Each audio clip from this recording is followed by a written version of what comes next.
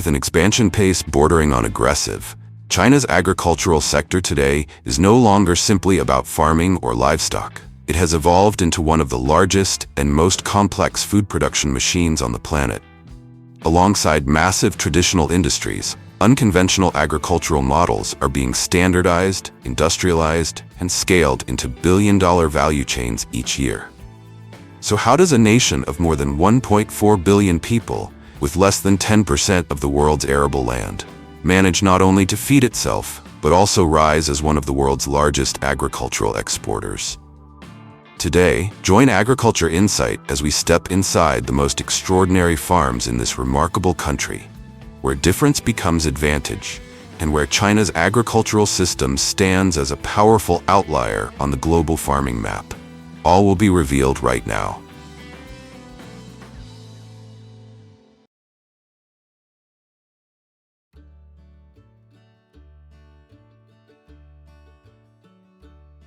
In the United States, carp are seen as an aggressive, invasive species, disrupting rivers and becoming a long-standing ecological concern.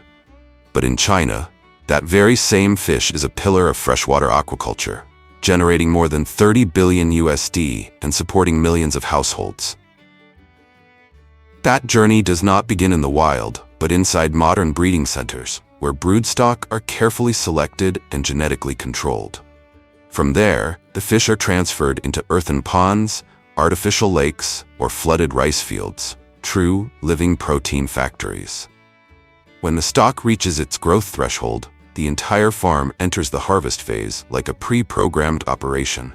Water levels are lowered step by step, gradually shrinking the living space and guiding the fish with the current toward a collection zone. Large nets close in slowly but precisely, gathering layers of silver bodies, rolling through the water into a single point. Within hours, the fish are lifted from the surface, brought ashore, and sorted. In winter, in northern provinces where pond surfaces can freeze solid, farmers must maintain aeration by drilling holes through the ice or running oxygenation systems to prevent suffocation. In China, production may slow with the seasons, but the management and care of the stock never truly stop.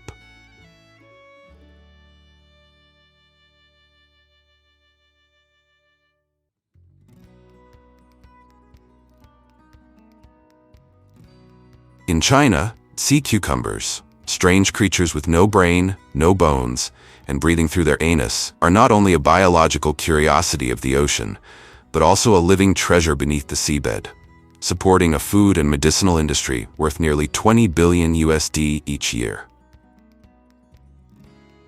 For decades, harvesting relied entirely on brave divers, plunging dozens of meters into cold waters, facing crushing pressure just to find individual specimens hidden beneath layers of seabed sand.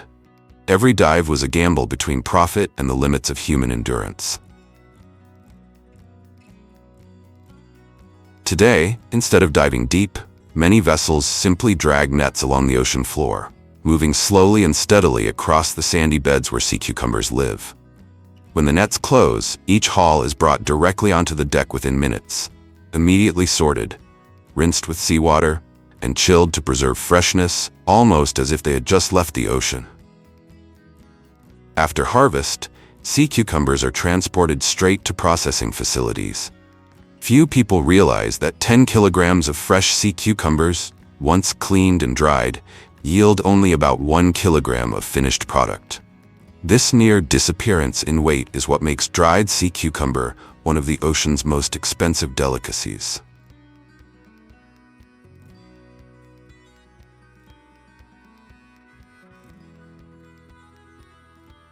Once considered a stubborn menace to farmland, threatening ecological balance, crayfish are now rolled out the red carpet in China as they become the centerpiece of a massive agricultural transformation worth $45 billion USD. In China, the rice crayfish model operates as a closed-loop ecosystem. The flood season nurtures aquatic life, while the rainy season returns fertile rice fields. But the real value does not stop in the paddies. Beyond the cultivation zones, crayfish are also harvested from wetlands spanning dozens of hectares, where the water surface is thick with vegetation and hundreds of traps are pre-arranged like an automated harvesting system. Motorboats weave through the dense greenery as each trap is pulled up in steady succession, revealing batches of live crayfish thrashing inside ventilated stainless steel containers. The process runs at an industrial rhythm. Pull the trap, empty the catch, rebait, and reset at precise coordinates. A single worker can handle between 500 and 1,000 traps per day, keeping the harvest flow uninterrupted.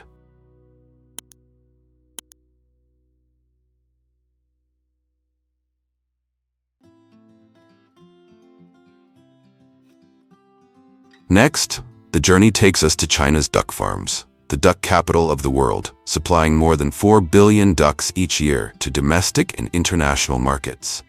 That journey begins at breeding farms, where each egg is carefully selected before entering automated incubation systems, maintained at a stable 37.5 degrees Celsius, with light and humidity adjusted according to natural biological rhythms. After about 28 days, ducklings peck through their shells and enter a strictly controlled rearing environment, from temperature and nutrition to stocking density, laying the foundation for meat quality from the very first days. In traditional models, flocks grow in spacious enclosures without being completely confined. During the day, they are released into ponds, wetlands, or flooded fields, foraging for snails, insects, and aquatic plants. At night, they return to shelters to rest. Once they reach standard weight, the flock enters the transfer stage. Moving thousands of ducks at once is a major challenge. They are prone to panic, slipping, and getting lost. To address this, farmers design narrow mesh corridors combined with sloped platforms functioning like a duck elevator, guiding the flock along a natural flow, reducing stress and minimizing losses. After 5 to 6 months, mature ducks are sorted. Females enter a laying cycle of 200 to 250 eggs per year, while meat ducks move to their final stage. It is this meticulous chain of control that creates thick skin, ideal fat ratios, and firm meat texture, the foundation for the golden, crispy skin and succulent flesh of Peking duck, a dish that has appeared on imperial banquet tables for more than 600 years.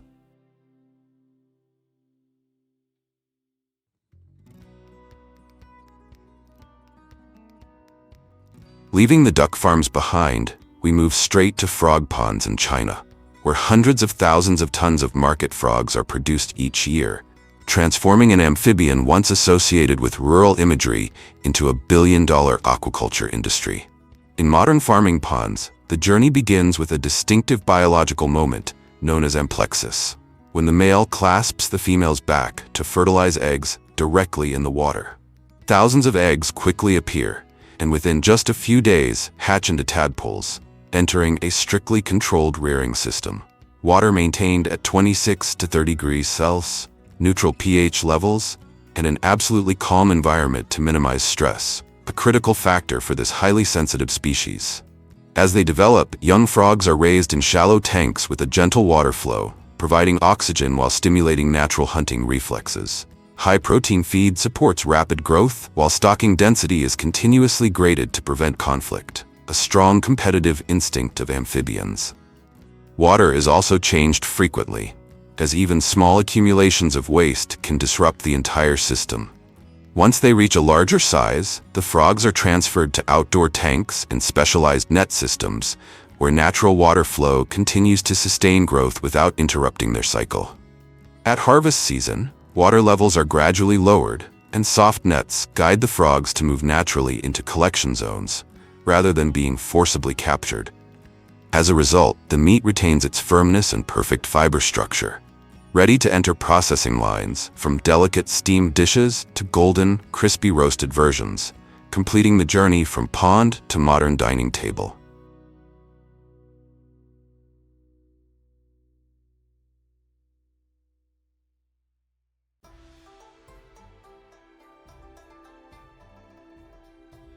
Can you believe that some of the softest and most luxurious fabrics in the world begin with a tiny, slow-moving, and rather unattractive creature?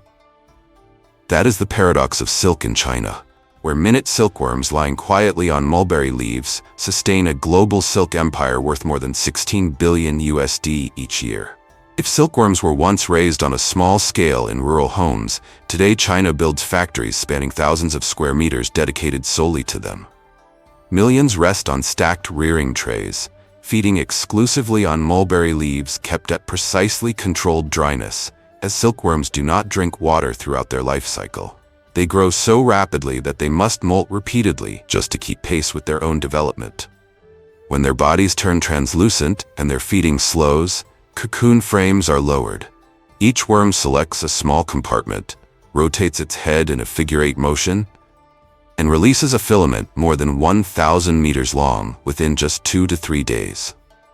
Inside that fragile cocoon, the pupa silently transforms over 7 to 10 days, completing one of the most precise biological processes ever harnessed by humans. Afterward, the cocoons are heat-dried to preserve the intact silk filament, soaked in hot water to soften the sericin layer, and fed into reeling machines. Dozens of ultra-fine strands are combined into threads stretching for kilometers, then washed, polished, and wound into spools. The moment a small cocoon becomes one of the world's most luxurious silks.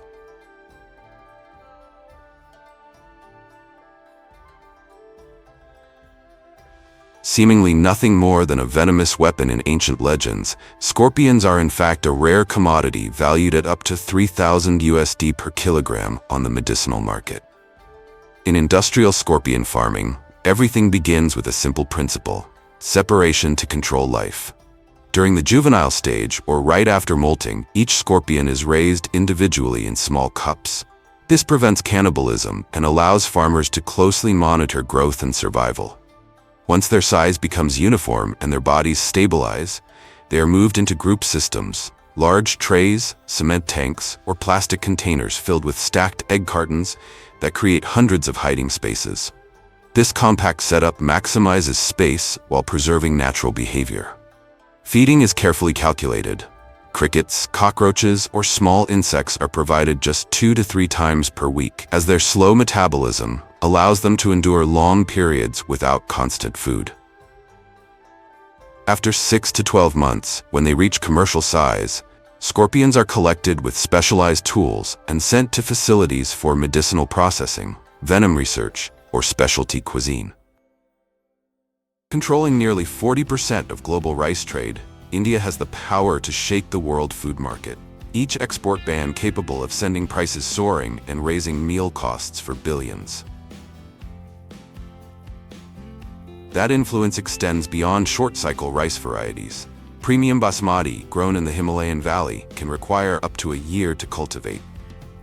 To manage vast output across complex terrain, India employs 2 parallel mechanization strategies: crawler-type combine harvesters in waterlogged southern regions like Andhra Pradesh, and compact reapers for small household plots.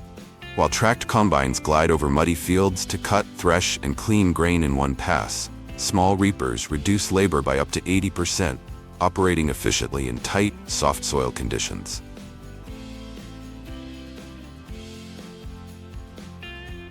With this flexible system, India produces over 150 million tons of rice annually, surpassing China to become the world's largest producer in 2025.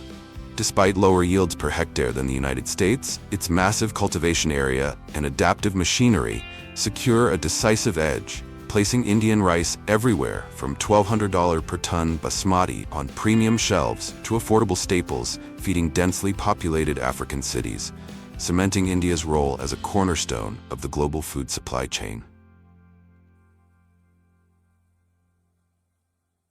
Each year, India produces more than 30 million tons of bananas, nearly 3 times the output of China, the world's second-largest producer. This achievement stems from a highly disciplined resource management system. Plantations implement drip irrigation combined with automated fertigation to maximize water and nutrient efficiency. When temperatures exceed 40 degrees Celsius, micro-sprinkler systems are activated to cool the canopy. During colder periods, farmers continue irrigating and use smoke to keep the root zone warm and protect the plants.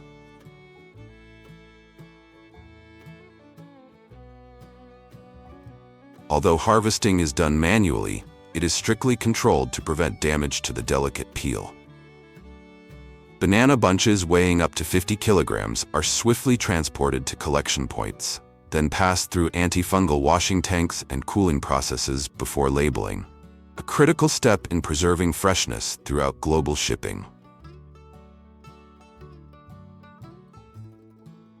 Composed of 90% water and rich in potassium, chopped banana stems decompose rapidly when incorporated directly into the soil, turning into on-site organic fertilizer that improves soil aeration and moisture retention. This method not only helps farmers cut chemical input costs by around 30%, but also clears fields quickly in preparation for the next crop cycle.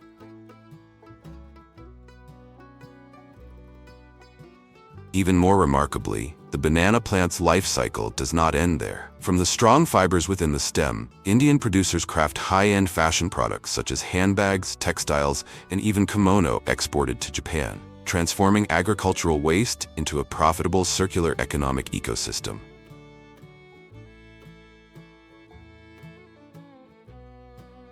Farewell to dry onion warehouses. We now arrive at the proudest symbol of the Indian summer: mangoes. Revered as the king of fruits, India dominates nearly half of global production, with an annual output exceeding 20 million tons.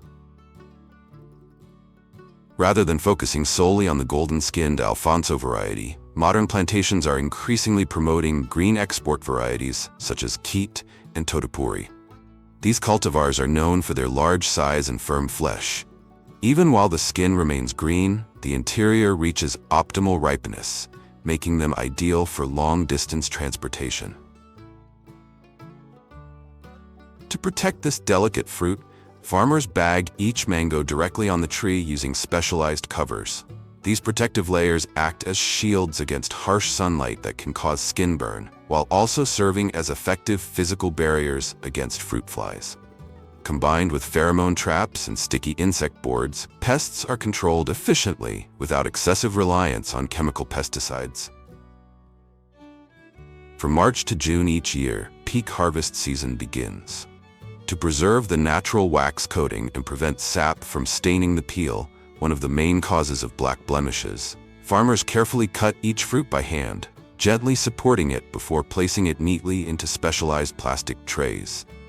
Immediately afterward, the entire batch undergoes heat treatment at 48 degrees Celsius to eliminate insect eggs and meet the strictest export standards from Europe to the United States.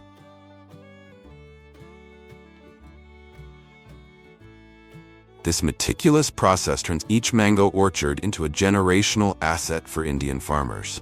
Although labor and maintenance costs are high due to manual care and harvesting, premium-grade mangoes can sell for up to 10 times the price of conventional industrial varieties. However, the strength of this billion-population nation does not stop at crop production records. While cultivation is increasingly vulnerable to India's extreme and unpredictable climate, livestock has become the true growth engine of agriculture, contributing up to 30% of the sector's total value. In simple terms, for every $3 earned from agriculture, one comes from livestock. A clear example can be seen in beekeeping farms. With just over 600 hives, farmers can generate revenues of up to 1 crore rupees per year, placing India among the world's top 5 honey exporters. This profitability is driven by the widespread use of Italian bee breeds, capable of producing up to 50 kilograms of honey per hive and foraging within a radius of 6 kilometers. It is an ideal agricultural model even for those without farmland, as hives can be placed flexibly anywhere, from roadside areas to field edges. Operations follow a strict migratory schedule aligned with flowering seasons. From October to April, farm owners transport millions of hives across states to harvest nectar from mustard, lychee, and eucalyptus blossoms. Research shows that the presence of bees enhances cross-pollination, directly boosting yields of these key crops by up to 30%.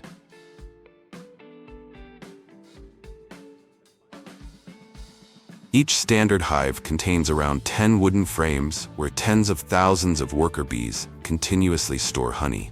Once the honeycomb cells are fully sealed with wax, farmers place the frames into stainless steel centrifugal extractors. This technique separates pure honey while preserving the comb structure, allowing frames to be returned immediately to the hive, shortening the harvest cycle to just 10 days during peak season.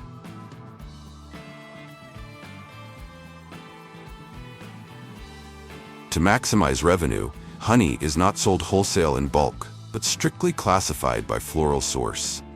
At automated processing facilities, it undergoes rigorous purity testing before being bottled under private labels. This strategy increases product value 5 to 6 times compared to selling raw honey to traders, making beekeeping one of the lowest investment yet highest margin livestock ventures in India.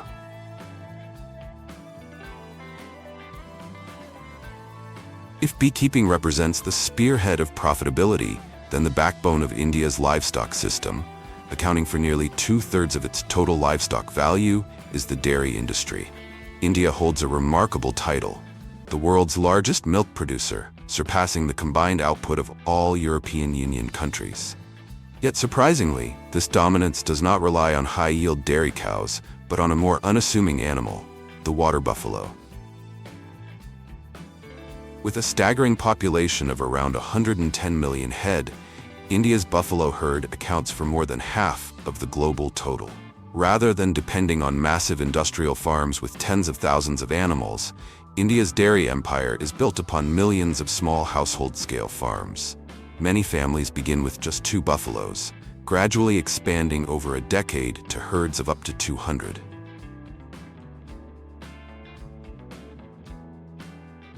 Their strategic asset is the Murrah buffalo, often described as black gold, for its exceptional milk productivity and resilience.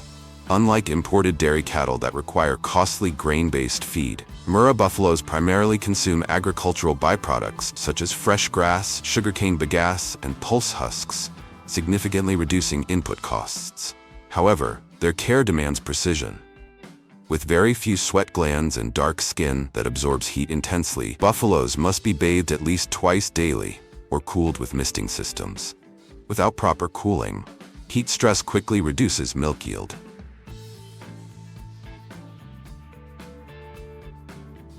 Milking typically takes place in the early morning and late afternoon when temperatures are lowest.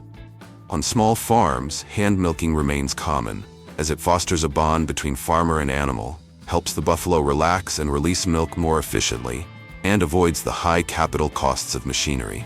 Once collected, buffalo milk enters a race against time. Due to its rich nutrient and fat content, it spoils rapidly under intense heat, so it must be transported in specialized containers to cooperative collection centers within 2 hours.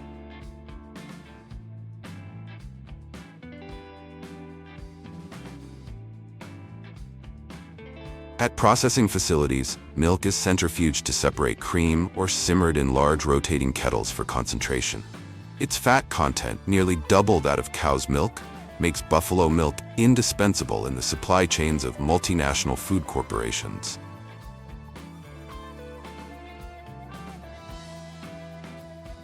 This is precisely why the milk foam in Starbucks India, known for sourcing 100% local ingredients, has a distinctly richer and creamier texture. A significant share of production is also transformed into paneer, a fresh, non-melting cheese that can command prices up to 7 times higher than raw cow's milk.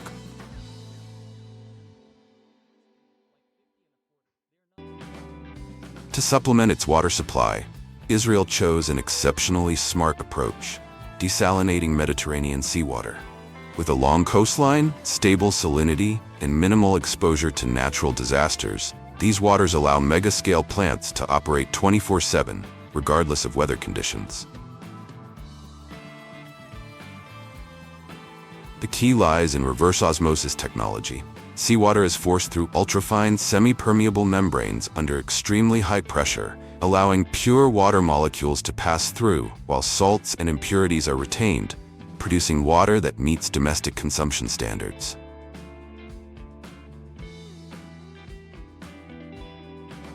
What truly sets this technology apart, however, is not filtration alone, but energy recovery systems.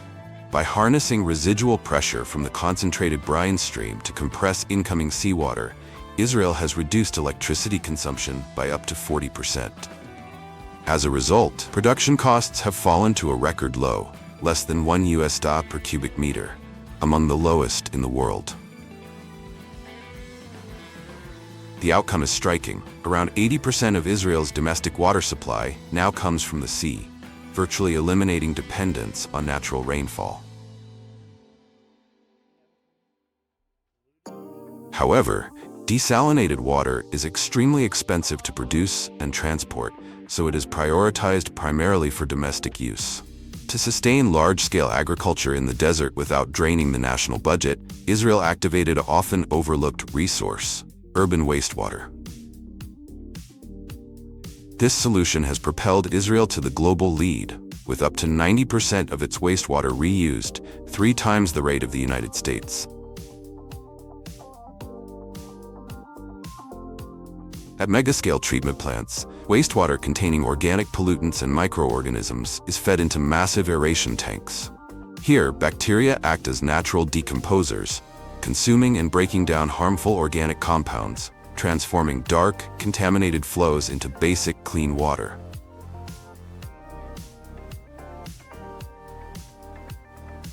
Next, pressure filtration systems and centrifuges completely remove solid impurities and sludge from the stream. This closed-loop process ensures that not even the smallest debris escapes, preparing the water for the most critical purification stage beneath the ground. The water is then directed to desert reservoirs for soil aquifer treatment, the most crucial step in the water regeneration chain. It slowly percolates through sand layers, reaching depths of up to 100 meters, using the earth itself as a vast biological filter to fully eliminate bacteria and remaining contaminants.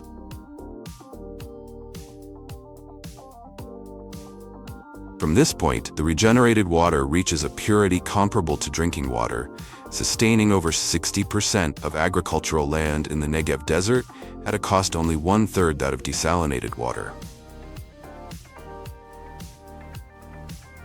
But water alone is not enough. For centuries, drawing water from wells was one of the most backbreaking tasks in arid regions. Jewish settlers in the Negev and the Jordan Valley were forced to haul bucket after bucket up from the ground, then carry heavy canisters on their shoulders to irrigate their fields. Water was scarce, labor was intense, and most of that effort simply evaporated under the desert sun.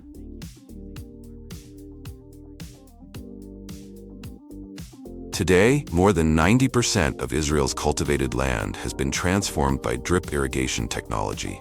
While Israel did not invent the principle, it was the first country to commercialize it and turn it into a fully integrated, large-scale system, operating reliably across open fields and sealed greenhouses alike.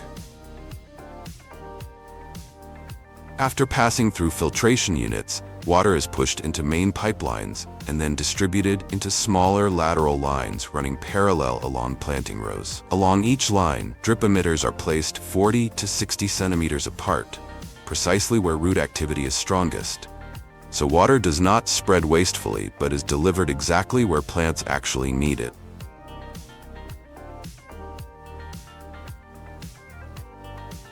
Unlike flood irrigation or overhead spraying, drip irrigation fundamentally solves the long-standing inefficiencies of manual watering.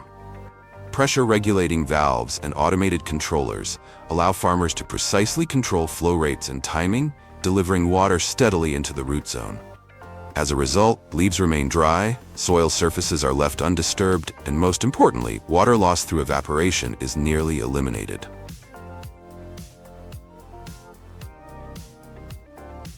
In mushroom farms, where thousands of delicate caps have no roots to draw water, drip irrigation becomes a tool for controlling life itself.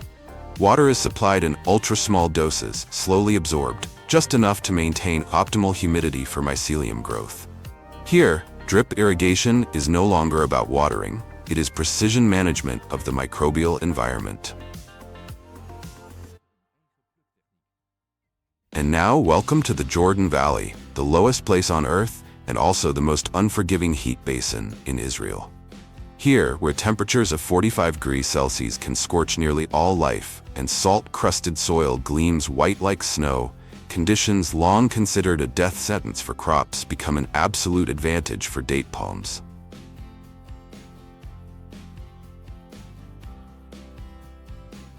The medjool date, often called the black gold of the desert, is the star of this landscape. Extreme heat triggers intense sugar accumulation, while soil salinity naturally eliminates pests, allowing the dates to grow completely clean, without chemical intervention.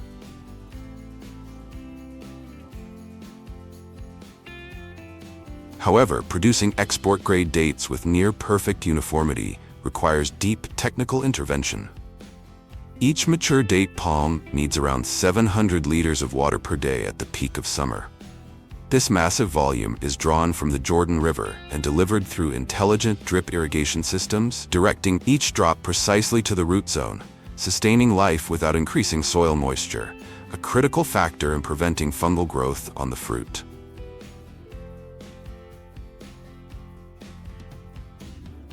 From August to October, as harvest season begins, date clusters do not ripen uniformly and are therefore monitored closely day by day, cut only at the exact moment when sugar content reaches its peak.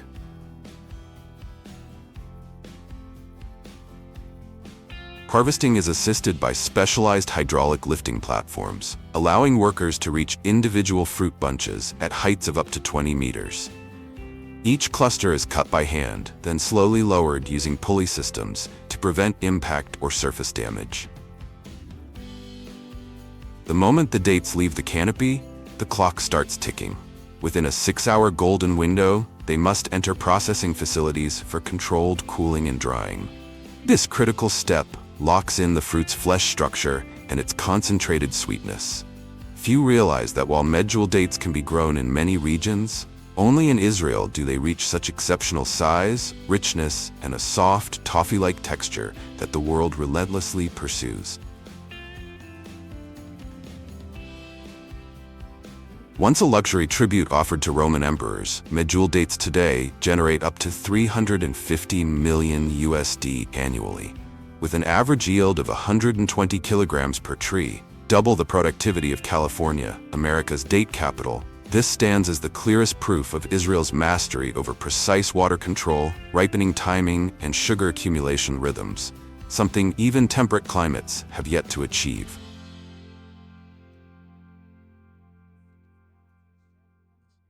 A naturally grown cherry tomato plant yields only 20 to 40 fruits. But in Israel, where nearly the entire national tomato export supply is produced, a single plant can deliver up to 400 tomatoes. The secret lies in a suspended growing system using sterile hydroponic substrates, which completely isolates the root zone from nutrient-poor desert soil and cuts off the risk of infection by tomato brown rugose fruit virus, TBRV, the most dangerous threat to tomatoes in hot, humid greenhouse environments.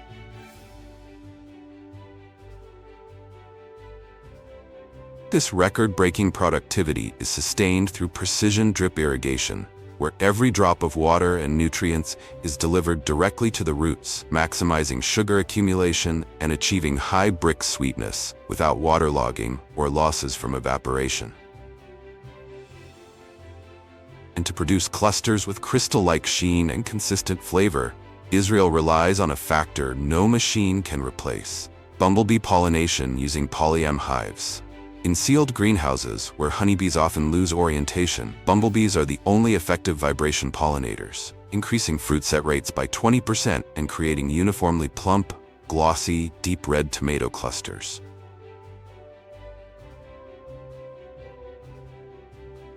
After roughly 100 days of intensive nutrient accumulation, when a uniform red hue spreads across the fruit and the skin reaches a crystal-like gloss, the king of sweetness is ready for its peak harvest.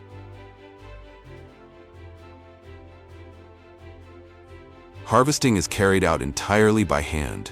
One hand makes a clean cut with pruning shears, while the other gently supports the fruit to protect its delicate skin from even the slightest abrasion. This level of precision is mandatory to meet the requirements of export markets. Over 80% of production is shipped to Europe and Russia, regions known for their exceptionally strict standards on appearance and biosecurity. With yields reaching 300 tons per hectare, Israel's greenhouse model has set a new global benchmark for productivity. Despite high infrastructure costs, its superior quality control and a record 40% reduction in water consumption have created a competitive advantage unique to Israel on the world's agricultural map.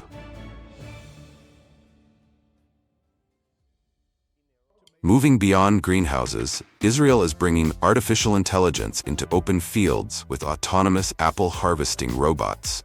As global labor shortages intensify, these robotic fleets are gradually replacing human workers during harvest season.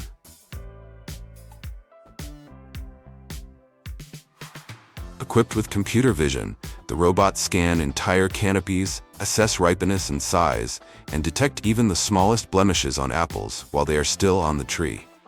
Once a fruit meets the standard, it is picked using vacuum suction grippers or soft clamps, ensuring zero surface damage.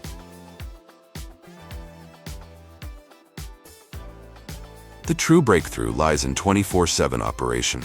These robots can work through the night under specialized LED lighting, enabling rapid harvests ahead of unpredictable weather.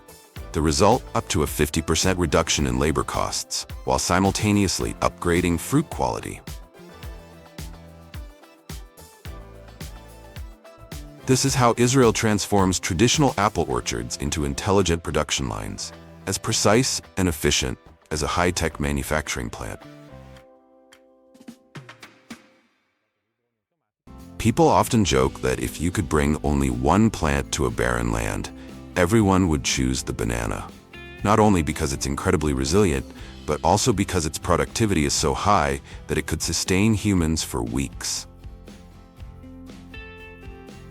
Harvesting bananas may look simple, but it's actually one of the most challenging crops to harvest in the world. A single bunch can weigh 50 to 70 kilograms, heavy enough to knock a worker off their feet if they don't use the right technique. For export bananas, each bunch is wrapped in plastic from the very beginning to protect it from insects and maintain a stable temperature. When the fruit reaches the right age, workers measure the size, curvature, and weight of each hand of bananas, then cut the bunch using specialized tools. Once cut, the unripe green bananas are hung on a pulley system to prevent bruising. From there, they travel along narrow rail lines, pulled by pack horses through the plantation, or transported via cable systems over slopes to the packing station.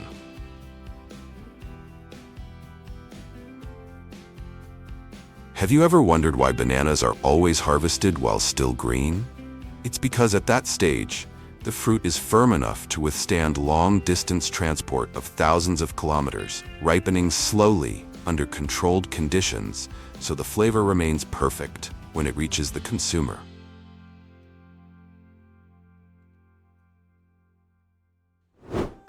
Leaving behind the swaying banana bunches under the low canopy, let's look up to the sky, where coconuts hang high atop towering trees, beginning a new journey, the challenging process of coconut harvesting.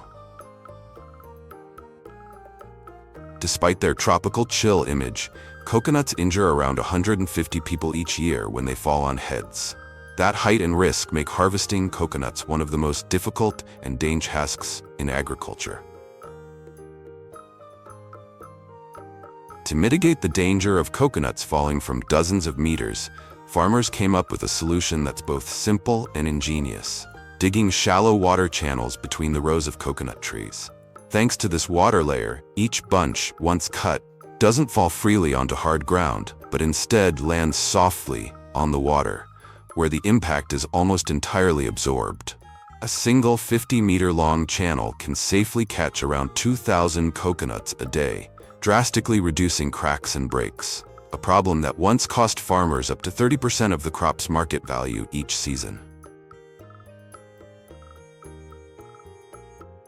After harvesting, the coconuts are tied together in long chains and floated along the water like natural buoys.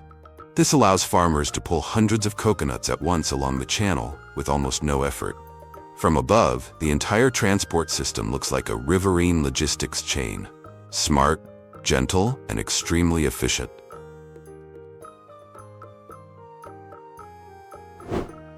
Dubbed the sun fruit of the Mediterranean, the lemon has become a staple in the era of clean eating and healthy living. In Spain, over 40% of lemons are still harvested by hand, where skilled hands carefully shape billion-dollar harvests. Amid the dense lemon foliage, workers must gently weave their hands through the leaves to find fruits at just the right ripeness. Instead of tugging or pulling branches, they use specialized scissors to cut the stem at a 45 degrees angle, leaving a 3 to 5 millimeter stem stub, a technique that protects the delicate peel from scratches, a key factor in quality and shelf life. During harvesting, a slight squeeze of the fruit can release thousands of tiny oil sacs on the peel, creating a fine mist that can make the picker's eyes water. Lemons are almost always hand-picked because machinery struggles to separate the fruit without bruising the skin or breaking branches. Moreover, each tree ripens unevenly, requiring pickers to select fruits one by one. Thanks to their skillful hands and years of experience, these workers ensure that each lemon harvest meets the highest standards for both export and processing.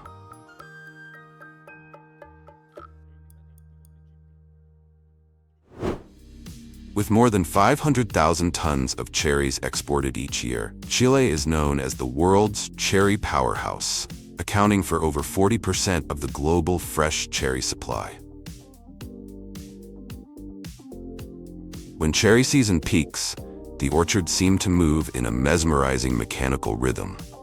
The steel arms of the harvesting machines press gently against the trunk, lock into place for a split second, then shake in a controlled motion for just a few seconds, strong enough to release the ripe fruit, yet gentle enough to avoid damaging the branches.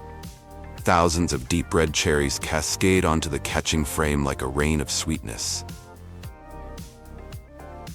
Each machine setup can harvest 2 to 3 tons of cherries per hour, boosting productivity by 20 to 30 times compared to hand picking, while minimizing bruising thanks to the soft padding on the catch trays. One critical technique is always emphasized. The vibration must stay within the 30 to 45 Hz range, because even a slight deviation can cause unripe cherries to fall as well. Behind the machines, crates fill up rapidly, capturing the full value of a billion-dollar harvest from the most renowned cherry-growing region in the world.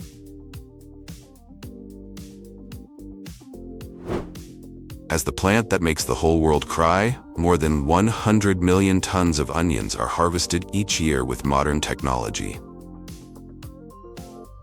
Across vast fields of golden onions at peak season, the harvesting machine roars to life, pulling entire rows from the ground in one decisive motion. Few people realize that behind such power lies a strict limitation. Despite weighing several tons, an onion harvester must never exceed 3 kilometers per hour. Even slightly surpassing that speed can create tiny shocks strong enough to bruise thousands of bulbs, causing entire storage batches to spoil later in a domino effect that's nearly impossible to control.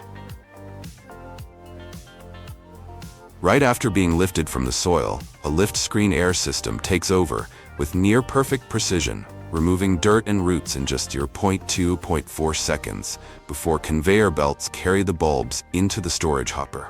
Thanks to this constant rhythm, each machine setup can collect 4 to 6 tons of onions per hour, replacing the labor of dozens of workers and turning the entire field into a true open-air industrial assembly line. And from that overflowing hopper, waves of spotless onions are unloaded onto transport trucks, beginning their next journey to the processing plant, where they are cleaned, sorted, and moved into an even more sophisticated technological system. With a harvest season lasting only 40 to 45 days, lychees have become a symbol of fragility and uniqueness, as more than 3 million tons are picked during the most vibrant race of the summer. In June, bright red lychee orchards enter a brief 40 to 45-day harvest window. Lychees must be picked at night or early in the morning, when the fruit is still asleep. Its respiration slows, and its internal temperature stays around 25 to 27 degrees Celsius. Conditions that help preserve the red color and crisp texture before they are chilled. During the day, lychees release heat intensely. Just a few hours under the sun can darken the peel and diminish their quality. On lower branches, the fruit is clipped quickly and gathered in clusters, while on the higher canopies, workers must climb to the treetops or use long poles to lower each bunch without scratching the delicate skin.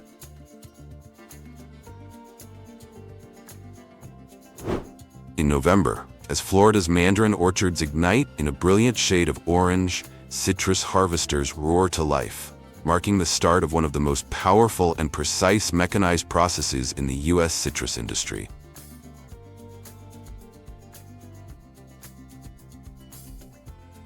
Unlike fresh mandarins, which must be hand-picked, most industrial mandarins used for juice and essential oils are harvested entirely by machine. Nearly 3-meter-tall citrus harvesters drive between the tree rows, using hydraulic shakers to vigorously rattle the canopy and release the ripe fruit.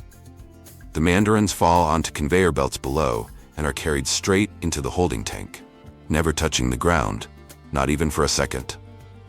Thanks to mechanization, each machine can collect 20 to 40 tons of mandarins per hour, clearing an entire orchard in just one morning. Despite its efficiency, the shaking system can bruise 10 to 20% of the fruit, knock down immature mandarins, and strain the branches, turning every harvest into a calculated trade-off.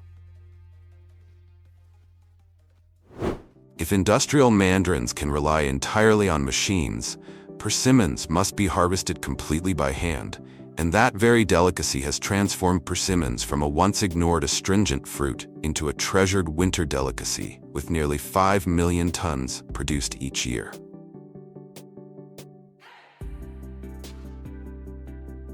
In October, as the orchards turn a glowing shade of orange-red, the brief 4 to 6 week harvest season officially begins. Persimmons grow quickly and weigh heavily on the twisted old branches, forcing farmers to prop them up with bamboo poles and support ropes to prevent breakage in the early cold winds. Depending on the variety, the harvesting method changes. Thick-skinned, low-growing persimmons can be shaken down onto padded mats. Soft, thin-skinned ripe persimmons must be picked 100% by hand. And those growing on 6-7 meter tall ancient trees require ladders or tree climbing, using pole-mounted clippers to cut each fruit.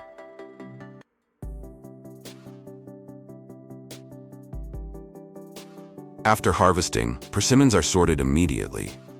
Soft, sweet ones are eaten fresh the same day, while astringent varieties are sent straight to processing facilities to be transformed into dried persimmons and other refined specialty products.